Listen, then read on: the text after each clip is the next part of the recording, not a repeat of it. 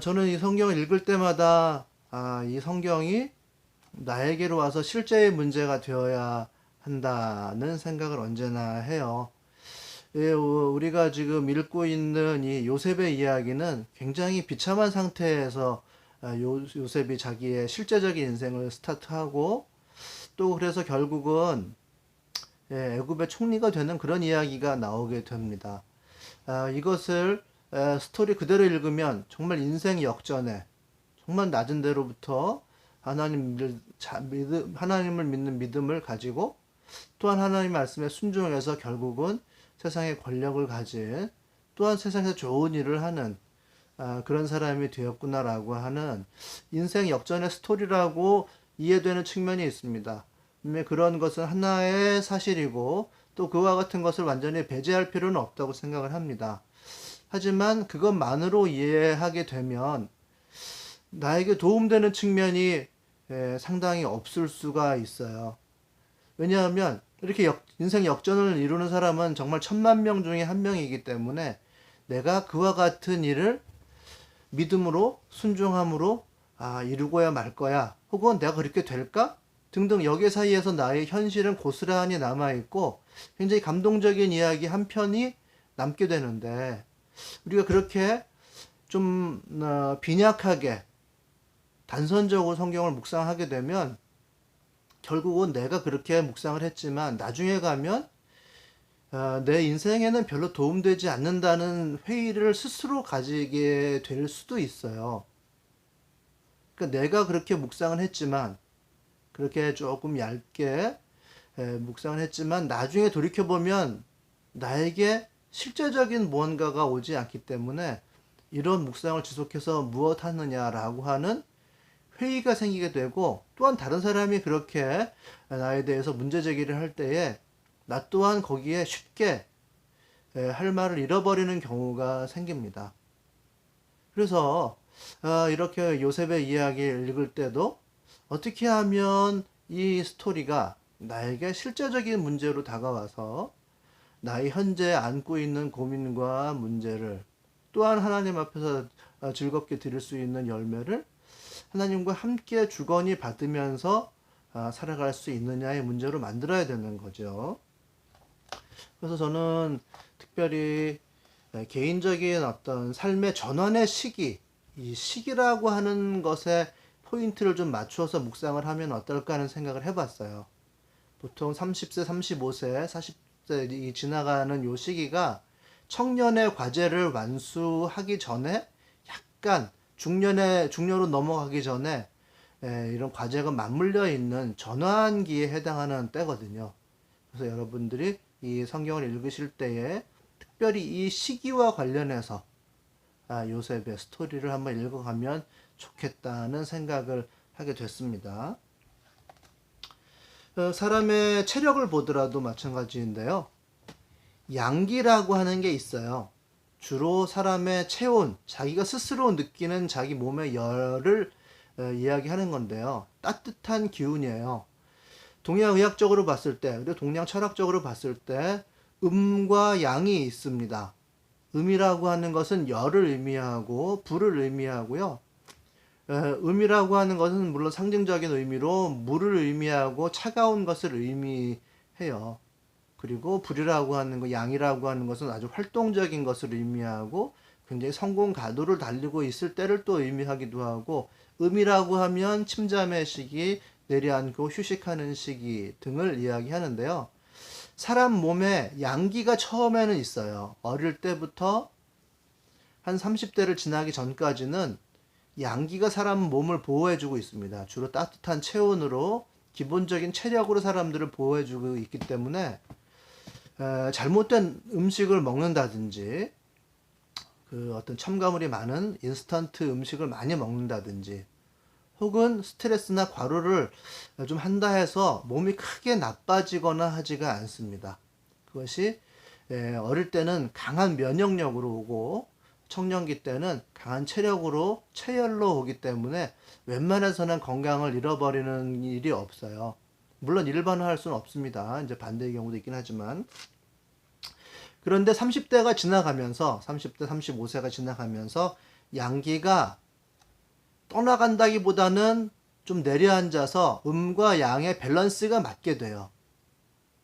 그러면 그때부터는 체력에 좀 저하가 느껴지는데, 그건 사실은 체력의 저하라기보다도 자신의 행동과 자신의 체질이 그대로 올라오는 시기가 생깁니다. 그러면서 나의 체질이 그대로 발현되는데요. 그때부터는 내가 과로를 했다든지 혹은 내가 잘못된 음식을 지속적으로 먹었다든지 하면 병이 생기는데, 그때 찾아오는 병을 객병이라고 합니다. 객병. 뭔가 내가 행동을 하거나 뭘 먹거나 했을 때 잘못된 행동이나 음식 섭취로 인해 생기는 병을 객병이라고 하는데, 객이라는 말은 말 그대로 손님이죠. 그래서 왔다가 잘 떠나는 병이에요. 그래서 고치기가 쉽습니다. 그러나 그런 상황이 오래되고 스트레스나 정신적인 취약함에 많이 노출이 되면 찾아오는 병을 주병이라고 얘기를 합니다. 말 그대로 주인 주자를 써서 주병이라고 얘기를 하는데, 그때는 자기의 체질이 발현되어서 생기는 병이 찾아올 때가 옵니다. 그런 주병은 말 그대로 주인이기 때문에 쉽사리 떠나가지가 않아요. 그 자기의 체질 그 자체가 드러난 것이기 때문에 그 병과 함께 조절을 하면서 살아가야 되는 경우가 많이 있습니다.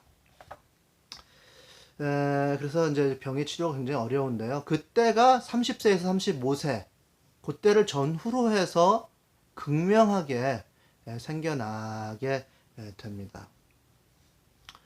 나의 육체가 그렇듯이요.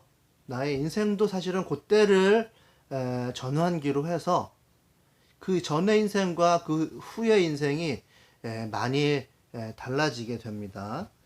청년기 때는 나의 달란트가 강하게 발현이 되어서 웬만하면 나의 달란트로 많은 것들을, 나의 것을 값 없이 뭐 노력을 하지 않는다는 것이 아니라 웬만하면 열심히 하면 성취를 하게 됩니다.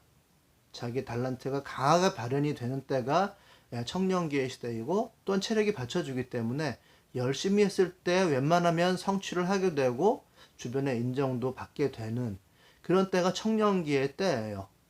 그러나 그렇게 30세, 35세를 지나면서 체력이 저하되고 또 자기의 인생의 본격적인 국면을 맞았을 때는 뭔가 나의 삶이 급격하게 달라질 때가 있습니다. 어떻게 생각하면 청년기의 때를 지내고 나서 또 중년의 시대에 하나님께서 나를 부르시는 그 부르심이 본격적으로 드러난다고도 할 수 있을 것 같아요. 뭐 인생의 변화 혹은 어떤 사람에게는 급격한 어떤 내리막, 이런 것이 경험될 수도 있는 거죠. 그래서 청년기를 막 지낸 어떤 그래도 젊은 사람들이 이상하다, 나의 삶이 예전 같지는 않구나, 이러한 아주 뭐 노인들의 그런 한탄은 아니지만 어설픈 그런 한탄을 하는 경우가 있습니다. 사실 이때부터가 실제적인 삶의 시작이라고 할 수가 있죠. 나를 감싸던 양의 달란트가 이제는 나를 보호해주는 때가 아니고 음과 양의 균형을 맞추어서 이제 본격적인 자기 자신이 그대로 드러나는 때가 이때부터 시작입니다.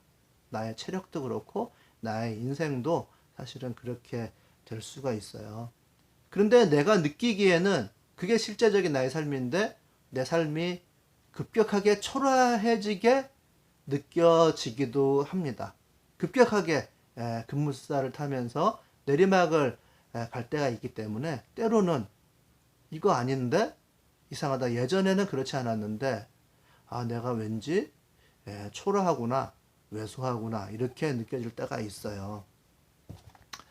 그래서 여러분들이 이 37장부터 한 41, 2장까지를 읽으셨을 것 같은데요. 이 섭리의 주인공인 요셉이 이제 그런 거죠. 급격한 내리막을 가고 구덩이에 처박히잖아요. 그리고 꿈이 깨져버리는 거죠. 오늘 제가 그냥 1절만, 37장 한 절만, 두 절이네요, 인용을 했습니다만은 한번 일부를 읽어드리면 37장 19절 그리고 20절이에요. 그들은 서로 마주보면서 말하였다. 형들의 이야기입니다. 야, 저기 꿈꾸는 녀석이 온다. 자, 저 녀석을 죽여서 아무 구덩이에나 던져놓고 사나운 들짐승이 잡아먹었다고 하자. 그리고 그 녀석의 꿈이 어떻게 되나 보자. 천진난만하게 자신의 꿈을 계속해서 이야기하고 다녔잖아요. 그 꿈에 대해서 좋지 않게 생각하고 있었던 형들은 이제 야곱을 만나서 그를 죽이거나 혹은 멀리 내치거나 할 생각을 하고 있었습니다. 그리고서는 끝내 요셉은 구덩이에 처박히잖아요. 한번 비교를 해보세요. 색동옷을 입은 요셉과 구덩이에 처박힌 요셉. 천진난만하게 자기의 꿈을 술술술술 이야기하고 다니면서 정말 행복했던 요셉과 현재의 모습을 생각해 보시면 인생이 급격하게 내리막을 갔다 혹은 초라해졌다고 이야기를 해도 과언이 아닌 거죠.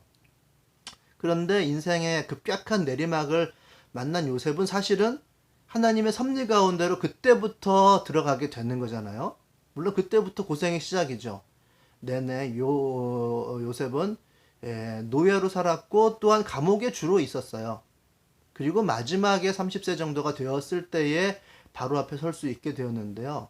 만약 이때가 청소년기라고 한다면 10수년 이상을 노예와 감옥살이로 보내게 되었다는 것이지만 사실 우리가 신학적으로 해석해보면 이때가 하나님의 부르심을 받는 때라고 바라볼 수가 있단 말이죠. 때문에 이런 상황을 우리 가운데로 한번 적용해 볼 수가 있어요. 내 삶이 예전 같지 않다. 힘을 잃었다. 체력이 떨어졌다. 관계가 깨어진 부분이 많다. 그리고 경제적으로 어렵다. 등등 여러 가지 상황이 있으실 텐데요. 그때를 잘 해석하시는 것이 너무너무 중요합니다. 이 꿈이라고 하는 것을 뭘로 볼 수 있을까요? 저기 꿈꾸는 녀석이 온다. 저 꿈이 어떻게 되나 보자. 하고 얘기했을 때 이 꿈이라고 하는 것을 우리는 이렇게 생각해 볼 수 있잖아요. 어떤 우리들의 생각이라고 생각해 볼 수도 있고, 그리고 우리들의 비전이라고 생각해 볼 수도 있을 거예요. 그리고 하나님께서 주신 어떤 메시지. 요셉은 그 뜻을 모르고 막 발설을 하고 다녔지만은 어쨌든 하나님께서 나의 마음에 품게 해주신 어떤 생각, 나의 인생은 이럴 거야. 하나님께서는 나에게 이런 것을 원하신다. 라고 하는 그런 비전일 가능성이 많아요. 근데 이 비전이 꿈이라고 한다면 여기서 꿈이 깨졌잖아요. 형들에 의해서. 사실은 꿈이 깨져서 그 비전이 날아간 것이 아니라 아까 양의 기운이 내려앉아서 음과 양의 균형이 맞았다라고 얘기하는 것처럼 사실은 나의 꿈과 비전이 정확하게 파악되지 않은 상태에서 요셉은 그 얘기를 하고 다녔습니다. 나의 꿈도 그럴 수 있다는 거죠. 그리고 이제 나의 인생의 현실을 만나서 실제를 만나서 그것이 믹스, 조화가 되는 시점에 와 있을 가능성이 많이 있습니다. 그래서 하나님께서 부르실 때 이제부터 실제 하나님 나라를 도모하는 그런 시점에 들어가고 있는 시기라고 생각하는 것이 저는 오히려 맞을 것 같아요. 예전 같지 않아. 이상하다. 뭐가 잘못됐지? 다시 열심히 한번 살아봐야지. 근면해야지. 체력 관리해야지. 등등. 여러 가지 실제적으로 생각해 볼 수 있지만 사실은 이때가 진정으로 하나님과 하나님의 요청과 실제가 만나서 실제로 부르심에 동참하게 되는 그 시작의 순간일 가능성이 상당히 많다고 저는 생각을 합니다. 요셉이 이렇게 구덩이에 떨어졌지만 사실 그때부터가 스타트이듯이 여러분들이 이렇게 급격한 변화가 없으면 좋죠. 뭐 체력이 뚝 떨어졌다든지 또한 이제 자녀가 생김으로 인해서 나의 사회적 활동이 굉장히 위축이 되었다든지 등등 여러 가지 것들이 있을 수 있지만 사실은 그것이 이제 내가 살아가야 될 현실의 세계를 내가 마주한 것이다. 이렇게 볼 수도 있을 것 같습니다. 근데 하나님께서 이제 나를 이제 어디로 부르셨느냐가 굉장히 중요하잖아요. 저는 이제 뭐 상징적으로 양의 동네로 부르셨다. 혹은 음의 동네로 부르셨다. 뭐 이렇게도 한번 생각을 해 봤습니다. 그 상징인데요. 양이라고 하는 것은 아까 말씀드렸지만은 불, 그리고 몸의 체온, 따뜻한 거, 그로 인한 어떤 활동력, 뭐 즐거움, 뭐 불이라고 하면 또 도시에는 불이 꺼지지 않잖아요. 그러니까 또 좀 생각을 상징을 확대해 보면 도시의 불빛, 그 도시에서의 아주 뭐 문화 경제의 중심지에서의 어떤 하나님 나라 운동으로 하나님께서 부르셨다고 하면 양의 세계로 하나님께서 부르신 것이다. 이렇게 해석을 해볼 수도 있는 거죠. 만약에 하나님께서 나를 음의 세계로 부르셨다. 이렇게 상징적으로 생각을 해볼 수 있어요. 여러분들이 스스로를 한번 좀 간략하게 판단해 보시라고 이렇게 제가 한번 상징을 써본 거예요. 예전보다 푹 처졌으면 음 쪽이고, 예전보다는 그래도 활동력, 또 내 몸을 써야 될 일이 많이 드러났다. 사람을 많이 만난다고 하면 양쪽으로 부르셨나? 이렇게 생각해 볼 수가 있다는 차원에서 이제 말씀을 드립니다. 물론 그 중간도 있을 수 있죠. 많은 변화가 없이 그 중간에 어느 정도 음과 양의 조화가 된 어떤 곳으로 부르셨을 수도 있습니다. 단지 나의 컨디션이 처진다든지 생활이 급격하게 뭔가 좀 저점으로 간다든지 하는 것을 단순히 예전 같지 않다만으로만 해석하지 말라는 뜻에서 이렇게 음과 양, 처지는 쪽으로 부르셨을 수도 있다는 차원에서 혹은 양으로 부르셨을 수도 있다는 차원에서 말씀을 드리는 거죠. 이렇게 임생의 급격한 내리막을 만난 요셉 같은 경우는 음의 동네로 부르셨다고 얘기할 수도 있어요. 상징적으로. 음이라고 하는 것은 이제 물인데요. 물은 끓이기 전까지는 보통 이 체온보다 차잖아요. 찬 곳으로, 좀 영적인 곳으로, 내면적인 곳으로, 적막한 곳으로 차분하게 생각하는, 그래서 활동을 막 하기보다는 좀 더 차분해지는 그런 쪽으로 하나님께서 부르셨다고 볼 수도 있어요. 만약에 양으로 부르셨다면 그게 뭐 도시의 어떤 승부의 세계로 하나님께서 부르셨다고 하면 여러모로 불완전하잖아요. 전에 차분하게 준비만 하고 있고 하나님 나라를 위해서 묵상을 하고 있었던 사람이면 100%죠. 이것이 맞고 저것이 틀리고 정확하게 구별을 할 수 있었던 사람이 갑자기 현실에 뛰어들면 현실에서는 아무리 잘해도 80% 이상 잘할 수가 없거든요. 나머지는 내가 생각은 하고 있지만 할 수 없는 부분이 많이 있습니다. 그러면 내 마음이 굉장히 불편해지죠. 준비 기간은 평온해요. 하지만 안 쓰던 몸을 써야 될 수도 있어요. 그러면 피곤해지기도 하고 지치기도 합니다. 그러면 평안은, 이전에 내가 가졌던 평안은 깨어지는 거거든요. 반대로 하나님께서 나를 음의 세계로 좀 침잠해라 라고 부르셨다고 하면 낮은 곳, 어두운 곳으로 가는 것이다 라고 이렇게 해석해 볼 수도 있습니다. 그러면 활발한 활동기는 끝나야 되겠죠. 예전엔 내가 웬만하면 사람들을 잘 모아서 어떤 사업도 하고 또 하나님 나라를 위한 일을도 하고 공부도 하고 했었는데, 내가 아무리 이제 외쳐도 사람들이 쉽게 움직여주지 않는다? 혹은 내가 어떤 정말 분노한 일이 있었을 때 빽소리 한번 지르면 모두 잠잠해졌을 그런 상황인데 이제는 나에게 그러할 용기가 생기지 않는다? 뭐 이렇게 된다고 하면 사실은 내가 음의 세계로 가고 있는 거거든요. 그러면 좌절감이 생길 수도 있고 또는 그것이 어떤 질병과 같이 나타날 수도 있습니다. 그렇게 하나님께서는 이렇게 저렇게 극단적이지 않게라도 그 어떤 것을 섞어서 중간 단계 어디로 우리를 섭리적으로 부르실 때가 있어요. 저는 그 시기를 잘 구별을 해야 된다는 거거든요. 말씀을 보면서 그 인생 역전의 드라마 나도 믿음으로 인내로 그렇게 되자라고만 볼 것이 아니라 나의 실제적인 삶이 요셉과 비교해서 어떻게 같고 어떻게 틀리고 내가 어떤 것을 캐치할 것인지 알아챌 것인지가 중요하다고 보는 겁니다. 그렇게 딱 전환의 시기가 되면 내가 의지하던, 내가 주로 쓰던 삶의 방식이 통하지가 않게 돼요. 그리고 아닌가? 꿈이 딱 깨지는 시기가 바로 그 시기라고 여겨지게 되는 거죠. 전에는 안 그랬는데 왜 그럴까? 딱 그 관문에 해당하는 시기가 사람에게는 있습니다. 저를 생각해봐도 그래요. 제가 20살 때부터 학생 운동을 했잖아요. 그러면서 이제 30대 때는 교회 안에서 공동체 사역을 혹은 이제 변혁 사역을 했고요. 그 다음에는 경제 활동을 하면서 공동체를 꾸리는 이런 사역을 뭐 이렇게 단계별로 하게 되는 것 같아요.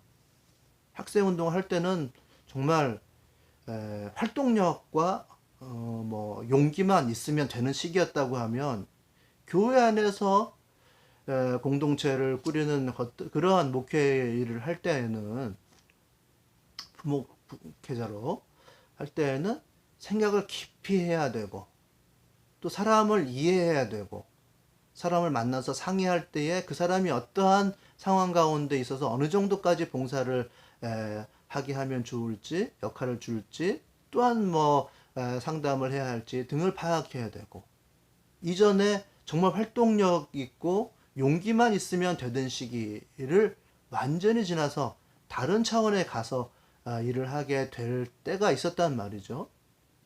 또한 뭐 가장 중요하다고 할 수 있겠습니다만은 담당 부서에서 설교를 해야 되는 시기가 되는 거죠. 그때 저를 돌이켜보면 마인드 자체도 설교를 어떻게 준비를 하고 얼만큼 충분하게 묵상을 해야 되는지 자체가 저에게 있지 않았을 것 같아요. 뭐 지금은 제가 타이핑을 해가지고 프린트를 해가지고 여러분들과 함께 이렇게 메시지를 나누고 있습니다만은 설교가 이렇게 잘 나오지 않을 때는 그때는 그냥 중단하고 그냥 어설프게 메모지에다가 간략하게 단상만을 적어가지고 이렇게 제가 메시지를 전하고 그랬던 적도 있었던 것 같아요. 그러다가 제가 처음에 생각했던 서론과 결론이 서로 일치하지 않고 서로 다른 얘기를 하는 것을 발견하고 거기서 설교를 하다가 중간에 굉장히 당황했던 그런 때도 있었던 것이 사실 솔직하게 기억이 납니다. 그것은 그 능력의 행동 반경의 어떤 차이가 그와 같은 것을 만들어내는 것이거든요. 이전에는 별 생각 없이 움직이면 되었을 때였는데 이제는 차분하게 많은 생각을 하고 많은 고민을 하고 많은 묵상을 하지 않으면 감당을 할 수 없는 움직임을 극도로 절제해야만 할 수 있는 그런 일이 생겼단 말이죠. 뭐 그리고서 지금 여러분들과 제가 이제 있는 이것이 경제 활동을 하면서 그 공동체를 같이 꾸리는 일을 제가 하고 있잖아요. 쉽게 말하면 판매 전략을 생각하면서 설교 메시지를 생각해야 되는 그런 때가 또 됐어요. 제가 즐거운 반딧불이와 함께 봉사를 한다고 해서 사람들이 봉사 우선 한다 이렇게 생각하진 않습니다. 너의 일은 봉사하고 나는 돈 버는 일인데 서로 경쟁해보자. 네 일 똑바로 해. 이런 거지. 이것에 대해서 우선권을 주는 경우는 없잖아요. 그런 판매를 우선 해야 되고 동시에 제가 하나님의 메시지도 같이 생각을 해야 되는 또 그런 미션이 저에게 있단 말이죠. 단계마다 급격하게 새로운 단계를 만나게 돼요. 그러면 이전에 내가 행동했던 그런 행동 방식은 더 이상 통하지 않는 때가 온단 말이죠. 제가 장사를 이렇게 오래 할 줄은 몰랐습니다. 그러면 그때마다 지혜와 모자람이 분명하게 드러나는 어떤 관문이 생겨요. 그때 사실은 좌절하게 되고 이전엔 목소리를 높였다면 침잠할 수밖에 없는 그런 포인트가 옵니다. 어릴 때를 생각해 보면 열심히만 하면 칭찬을 받았거든요. 그런 때는 오지 않는다는 거죠. 육체적 운동의 어떤 종착점에 오게 되었다라고 저는 스스로 이제 한번 생각을 해보고 있어요. 그 양의 기운이 떠나고 정말 실제가 맞부딪혀서 하나님께서는 실제적인 환경에서 이렇게 살기를 원하시는구나 라고 내려온다면 나의 생각과 비전과 이상이 어느 정도 감소하는 것과 실제가 올라가는 것을 느낄 수가 있습니다. 뭐 저는 그렇고요. 여러분들 대부분 30대 중반에서 40대를 왔다 갔다 하시는 그런 분들이실 텐데 그때 뭐 큰 상처를 받거나 행동에 큰 장애를 일으키거나 혹은 뭐 한번 병을 앓았다든지 체력이 뚝 떨어졌다든지 관계상의 문제가 있다든지 경제적으로 굉장히 고민되는 어떤 국면이 있다든지 그런 일들이 있으실 가능성이 많아요. 그때가 전환기입니다. 그렇지 않다고 하면 뭐 은혜 가운데 있으신 것이고 혹은 조금 더 유예가 된 것이라고 할 수도 있을 것 같아요. 그러나 그때가 정말 영적으로는 내가 청년기에 가졌던 자신감, 그 자신감이 믿음으로 바뀌어야 될 그런 시점입니다. 굉장히 중요한 시점이에요. 저는 우리가 지금 읽고 있는 37장부터 이렇게 42, 3장 이렇게 넘어가면서 주로 이제 그 요셉이 하나님에 의해 하나님께서 주신 영감으로 꿈도 해석하고 이러한 것이 기사가 주목되어 있습니다만은 그거 사실은 계속해서 노예와 감옥의 신분으로 감옥에 갇혀 있는 사람으로 있었다는 것을 잊으시면 안 될 것 같아요. 그래서 그 초라해지는 시기가 너무 중요한 시기라고 하는 것을 우리가 모두 꼭 좀 기억했으면 좋겠어요. 그러면서 이제 뭐 쭉 이제 여러분들이 읽어 가시게 될 것 같습니다만은 조금 더 읽어 보면요. 45장 1절에서부터 5절까지를 좀 한번 읽어 드릴게요. 요 45장은 아직까지 우리 그 묵상 범위에는 포함되지 않을 것 같거든요. 그러니까 다음 주 오늘인가 내일부터는 44장부터 47장 8장까지 44장에서 47장까지 읽으시면 되는데요. 제가 지금 읽어 드릴 때는 45장이에요. 45장 1절부터 5절까지입니다. 한번 읽어 드릴게요. 요셉은 북받치는 감정을 억누르지 못하고 자기의 모든 시종들 앞에서 그만 모두들 물러가라 하고 소리쳤다. 주위 사람들을 물러나게 하고 요셉은 드디어 자기가 누구인지를 형제들에게 밝히고 나서 한참 동안 울었다. 그 울음소리가 어찌나 크던지 밖으로 물러난 이집트 사람들에게도 들리고 바로의 궁에도 들렸다. 내가 요셉입니다. 아버지께서 아직 살아 계시다고요? 요셉이 형제들에게 이렇게 말하였으나 놀란 형제들은 어리둥절하여 요셉 앞에서 입이 얼어붙고 말았다. 이리 가까이 오십시오 하고 요셉이 형제들에게 말하니 그제야 그들이 요셉 앞으로 다가왔다. 내가 형님들이 이집트로 팔아넘긴 그 아우입니다. 그러나 이제는 걱정하지 마십시오. 자책하지도 마십시오. 형님들이 나를 이곳에서 팔아넘기긴 하였습니다만 그것은 하나님이 형님들보다 앞서서 나를 여기에 보내셔서 우리의 목숨을 살려주시려고 그렇게 하신 것입니다. 그러니까 45장 1절을 보면요.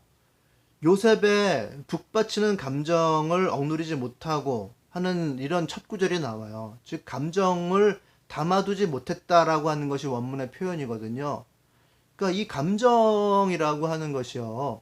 꼭 그리움과 사랑만의 감정이겠습니까? 여기선 지금 자책하지 말라고 하고 걱정하지 말라고 하고 용서를 하는 요셉의 모습이 나옵니다만은 그 감정을 억누르지 못했다라고 하는 측면이 단지 용서와 사랑과 그리움일까? 그것만은 아닐 것이다 라고 하는 거죠. 그 세월, 그 시련, 형들에 대한 감정이 존재를 할 수밖에 없죠. 사람이라면 그렇습니다. 일단 분노가 있겠죠. 저변에 깔린 분노가 있을 거예요. 그리고 어릴 때이지만 자기의 말을 그대로 수용해 주지 못한 형들에 대한 서운한 감정, 억울함 이런 것이 그 저변의 상처로 반드시 남아 있을 거예요. 이 성경은 분명히 그걸 표현하고 있다고 저는 봅니다. 형들이 나를 이곳에 팔아 넘겼다라는 얘기를 하고 있어요. 이것이 인간의 보통 감정이죠. 4절을 보면 내가 형님들이 이집트로 팔아넘긴 그 아우입니다 라고 자기를 이렇게 이제 정체를 드러냈는데 팔아넘긴 그 아우입니다 라고 얘기를 해요. 5절에 또 반복해요. 형님들이 나를 이곳에 팔아넘기긴 하였습니다만 하면서 형들이 나를 팔아넘긴 그 감정을 그대로 갖고 있었고 이전에 형들을 시험할 때도 그와 같은 감정들을 분명히 가지고 있었습니다. 그것이 보통 사람의 감정이죠. 근데 물론 이제 요셉은 그것을 뛰어넘었습니다만은 대부분의 사람들이 요 과거에 억압이 되어 있어요. 다음 주에 이 성경을 읽으시게 되면 주로 형들을 좀 주목해서 보시기 바라는데 그 과거에 억압된 사람들의 전형이에요. 이 형들이. 사실은 과거에 억압되었다고 할 수도 있고 내가 저지른 죄에 억압되어 있다고 할 수도 있고 나의 무의식에 사로잡혀 있을 무의식의 쓰레기에 내가 잡혀 있다. 신경증적으로 잡혀 있다고 표현할 수도 있어요. 굉장히 다양하게 볼 수 있는데 많은 사람들이 이 과거에 억압되어 있습니다. 예를 들면 이 형들이거든요.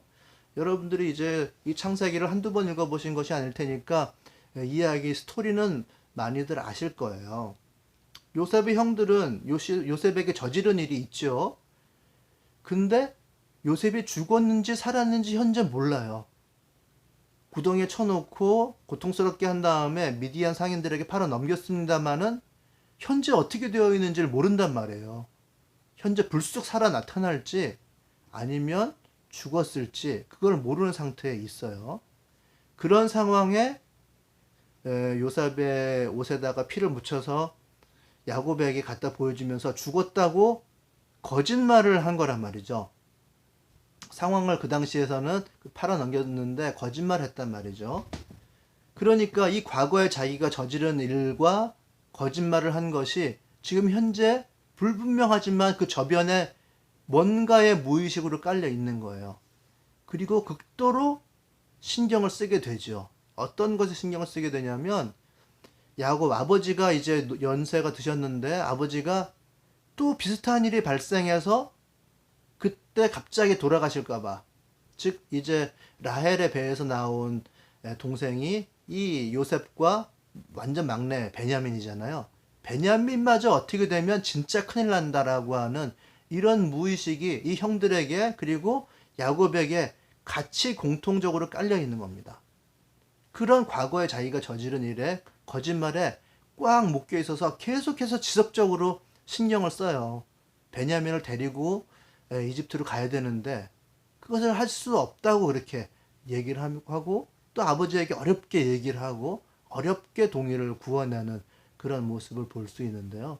그것이 바로 과거에 사로잡혀 있는 모습이고 과거에 억압되어 있는 모습이고 죄에 억압되어 있는 모습이고 자기 무의식에 신경증적으로 사로잡혀 있는 그런 모습입니다.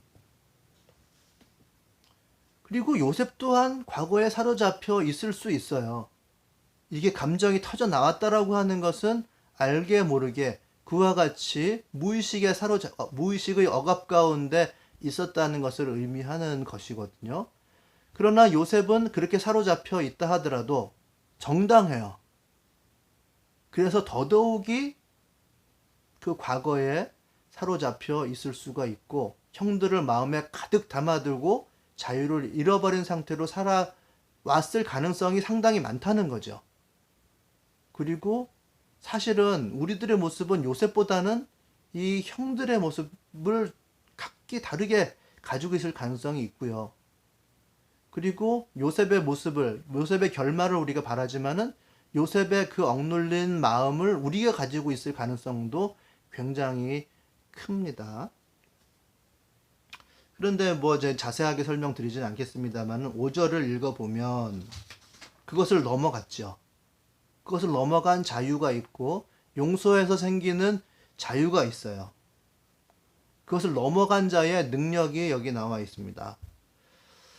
5절 보시면 이제는 걱정하지 마십시오. 자책하지도 마십시오. 형님들이 나를 이곳에 팔아 넘기긴 하였습니다만 이게 이제 그 과거의 일이죠. 그것은 하나님이 형님들보다 앞서서 나를 여기에 보내셔서 우리의 목숨을 살려주시려고 그렇게 하신 것입니다.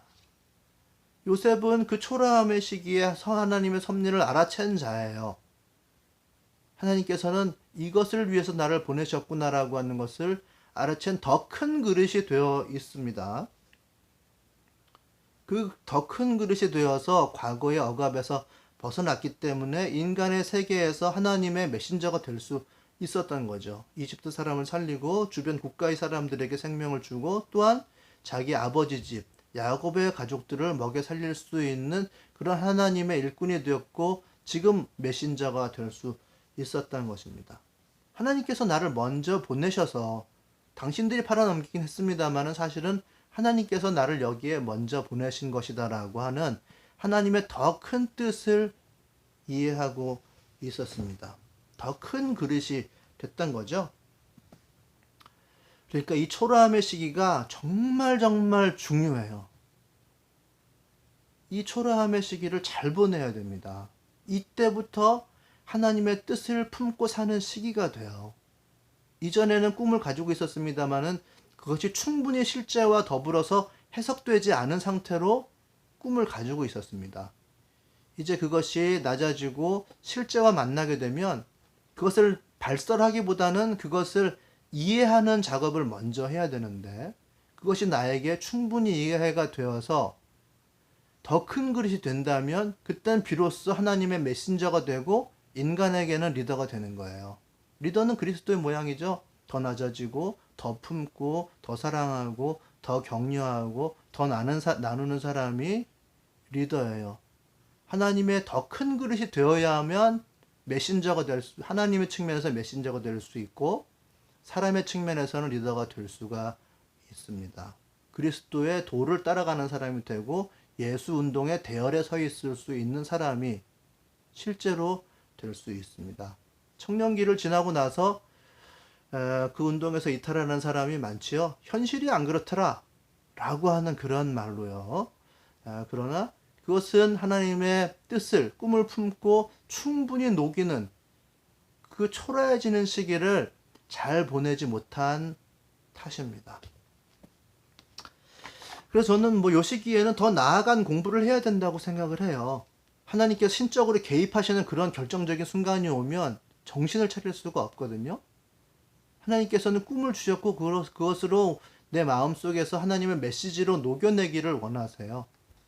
그럴 때 그 전환기의 순간에 좀 더 나아간 하나님의 메시지를 이해하는 공부를 해야 된다고 생각하는데, 그것은 어떤 신학의 공부일 수도 있겠고요. 또 예술적인 어떤 공부일 수도 있겠고, 또 하나님께서 나에게 이런 일은 맡기시겠구나 라고 하는 것을 미리 예측하면서 그것에 걸맞는 정통 학문 혹은 부분 학문을 하는 것도 굉장히 좋을 거라고 생각해요. 그래서 지혜로운 사람들은 자신의 2차, 3차의 하나님의 어떤 개입에 대비하기 위해서 미리 공부를 하는 사람들이 있습니다.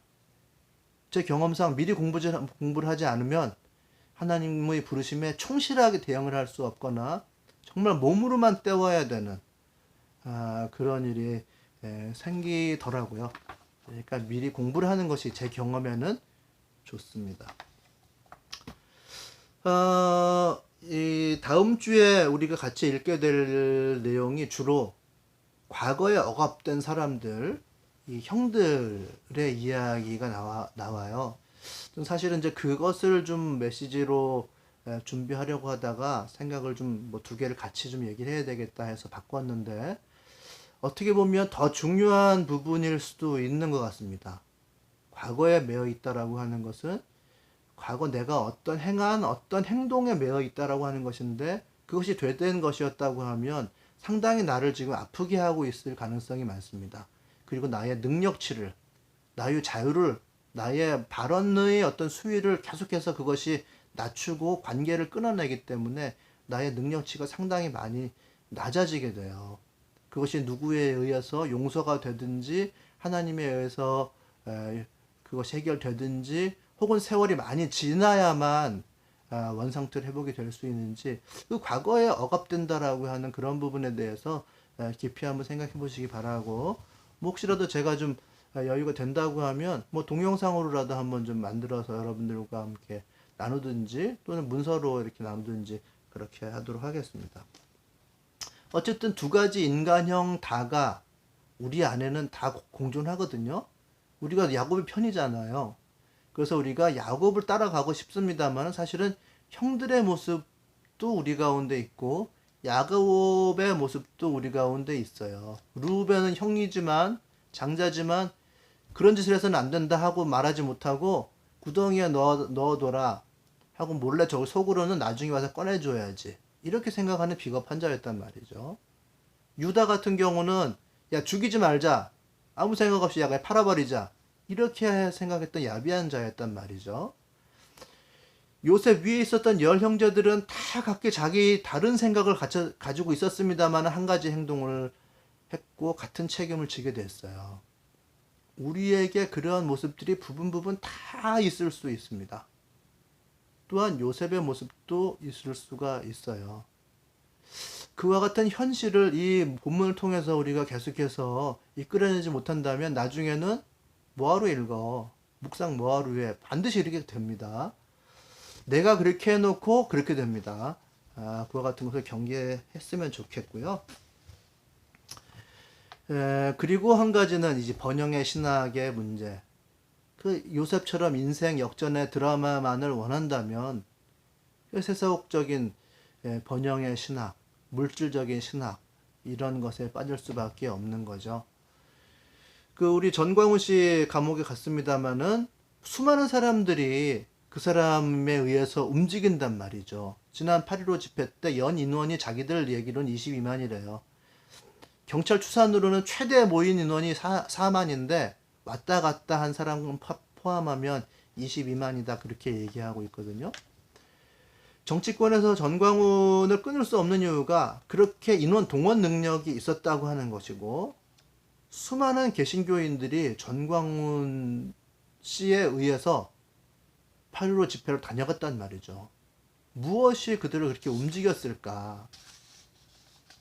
그가 사용한 미끼가 뭐였을까? 그것이 바로 물질이고 풍요라고 하는 거예요. 인터넷을 보니까 그 전광훈 씨가 어떤 얘기한 것 중에 세계 기독청을 한국에 서울에 세우겠다 그런 비전을 발표한 내용이 있었습니다. 기독청이라는 게 뭐냐면 로마에는 교황청이 있죠. 거기에는 로마 교황이 가톨릭 주교가 거기서 모여서 집무를 하는 곳이고 세계 가톨릭의 총본산이 되는 곳입니다만은 부수적으로는 사람들이 그 교황청의 모습을 보러 관광을 하러 엄청나게 많이 간다는 거죠. 거기에서 힌트를 얻었다고 스스로 얘기를 하고 있어요. 얼마나 돈이 되겠느냐? 그래서 나는 세계 기독청이라는 것을 서울에 세우겠다. 10만 평 규모의 엄청난 도시와 같은 삐까뻔쩍한 데를 세워서 거기에 숙박도 하고 거기에서 쇼핑도 하고 거기서 문화활동도 하고 거기에서 휴식도 하고 그리고 전 세계 신자들이 일주일에 12만 명씩이 와서 거기에서 훈련을 받고 그리고 2주차에는 놀고 돌아갈 수 있게끔 하겠다는 이야기를 한 것을 봤습니다. 많은 사람들이 아멘으로 화답도 하고 환호를 하고 그렇게 반응을 했습니다. 한 주에 2,000불씩 내게 하겠다고 얘기를 하는 거죠. 그 12만 명이 오면 뭐 2,000불이면은 230만 원인가요? 그렇기 때문에 엄청난 뭐 환율에 따라서는 다르겠습니다만은 엄청난 수익이 생긴다는 거예요. 그래서 제가 한번 적어봤는데 일주일에 2,000불씩 내면 230만 원이던데 그 당시 환율로는 좀 다른가 봐요. 어쨌든 간에 계산이 좀 다른데 면세점이라든지 뭐 이런 기타 수익까지 합하면 2천억이라는 거죠. 한 달이면 8천억이고 이것저것 다 포함하면 한 달에 1조를 벌어들일 수 있다는 얘기를 했어요. 수많은 사람들이 그 말을 듣고 환호를 하고 아멘을 하고 난리가 나는데 자기가 무슨 상관일까? 기독교와 무슨 상관일까를 질문을 해야 된다는 거죠. 그러면서 1년 내내 월드컵을 하는 효과가 있다느니 그 안에서 수많은 좋은 것들을 갖다 놓고 사람들이 거기에서 나가지 않아도 살 수 있게끔 하겠다라고 하는 그런 풍요와 물질이라고 하는 환상을 사람들에게 심어 주었습니다. 그리고 그것을 얘기한 데가 그 순국결사대라고 하는 데 모임에서 그렇게 얘기한 건데 순국결사대를 아시죠? 그 경찰 차벽을 넘어서 청와대로 돌진하는 특공대를 만들어서 이렇게 하겠다고 얘기를 하면서 그 모임에서 그런 얘기를 하던데요. 거기에 모인 사람들한테 일자리 3만 개가 생기니까 당신들은 다 와서 수위를 하면 된다. 뭐 이렇게 얘기를 하고 그 여성 목회자들이 앉아 있었나 봐요. 여자 목사들은 와서 설거지를 해라. 뭐 그런 엄청난 화려한 곳에 뭐 제가 수위와 설거지를 무시하는 건 아닙니다만 뭔가 격에 맞지 않는다는 생각을 했고요. 100% 예수의 나라가 되고 영적 세계와 세속을 넘나들면서 여기 천년왕국이 될 것이다. 뭐 그렇게 얘기를 하며 사람들을 말 그대로 인민의 아편이 되게끔 현혹하고 있었고 또 자신의 편으로 그렇게 끌어들이고 있었습니다. 요셉의 이야기를 잘못 이해하면 그렇게까지 과도하게 가지 않는다 하더라도 그와 같은 세계관에 빠질 수 있다고 하는 것입니다. 이것을 우리가 경계를 해야 되고 결국 자기의 세계, 우리들의 가치관과 잘 맞아들지 않을 때는 성경이 무용하다고 그렇게 나올 수가 있어요. 꼭 좀 주의를 했으면 좋겠습니다. 하나님의 꿈이 함께하는 사람 첫 번째, 두 번째 여러분들과 함께 나누었고요. 오늘 두 번째 이야기는 요셉, 인생 역전의 주인공인가? 라고 하는 소제목이었는데 다음 주에 여러분들이 읽어 가시는데 좀 도움이 되시기를 바랍니다. 네, 오늘 메시지 마치겠고요. 여러분들 5분 동안 묵상해 주시기 부탁드립니다.